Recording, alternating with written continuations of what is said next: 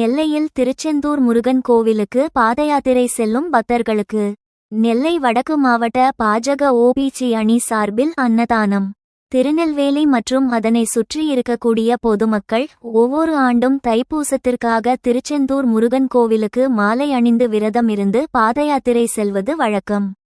அந்த வகையில் நெல்லை மேலப்பாளையம் பகுதியில் இருந்து திருச்செந்தூருக்கு பாதயாத்திரையாக சென்ற முருகர் பக்தர்களுக்கு நெல்லை வடக்கு மாவட்ட பாஜக ஓபிசி அணி சார்பில் இலவச அன்னதானம் வழங்கப்பட்டது.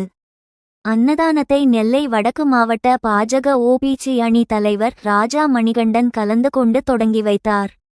நிகழ்ச்சிக்கான ஏற்பாட்டை மேலப்பாளையம் கிழக்கு மண்டல ஓபிசி அணி தலைவர் பொன்ராஜ் செய்திருந்தார். இதில் அம்பாசமுத்திரம், கல்லிடைக்குறிச்சி, சேரன்மகாதேவி, குற்றாலம் போன்ற பகுதியிலிருந்து மேலப்பாளையம் வழியாக திருச்செந்தூருக்கு அழகு குத்தி காவடி எடுத்து செல்லும் பக்தர்களுக்கு அன்னதானம் மற்றும் பிரசாதம் வழங்கப்பட்டது.